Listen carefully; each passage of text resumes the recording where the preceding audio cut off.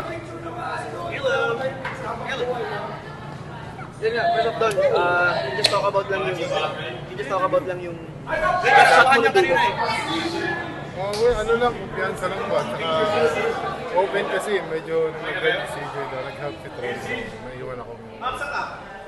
Sabi ni Coach, kay CJ talaga dapat yun, pero nung nakita, tiwala daw ni CJ sa'yo doon. So, Yeah. ano lang thoughts mo sa ganong kumpiyansa sa'yo ni CJ? Well, yun nga, nakakataas ng kumpiyansa pag ganun eh, pag nagtitiwala sa yung teammate mo. And yung CJ's unselfish player. So, nakita niya ako open. Nung binitawan mo, alam mo na. Pero po na yun, nakita ko direct. Pag, alam mo na sa bitaw mo kung papasok. Ano tumabig ko na gano'n? Doon kasi kasi you guys came back from I think 13 points down. Ng Tapos, first quarter, no? tapos yung parang okay na rin yung meshing nyo so far with your import. Are you guys confident to say na yun nga, parang okay, same fit? Medyo nag-gel namin si Fit na medyo maganda na yung rhythm namin yung tawag namin so far. Comparing it to nung kalaro ni si Marcus Lee, ano yung biggest difference na nakikita ninyo si Justin Patton?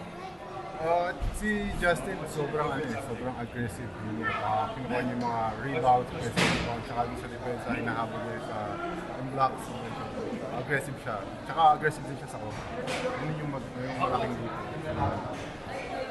Doon tingin mo ikaw na yung isa sa mga pinaka-clutch players. Hindi, ano lang, parang nagkataon lang yung opportunity. Medyo iniwan ako eh, so wala na rin akong ibang gagawin kasi shot clock na rin. Kahit naman natin Nakakachamba. Pero parang ini-embrace mo na rin yata yung ganung role. Siguro. Akala ko papalitan mo kasi usually si Marshall yung sumatapos. Siguro tiwala lang din si Coach. Plus one. 11. Alright. Sabi niya kanina.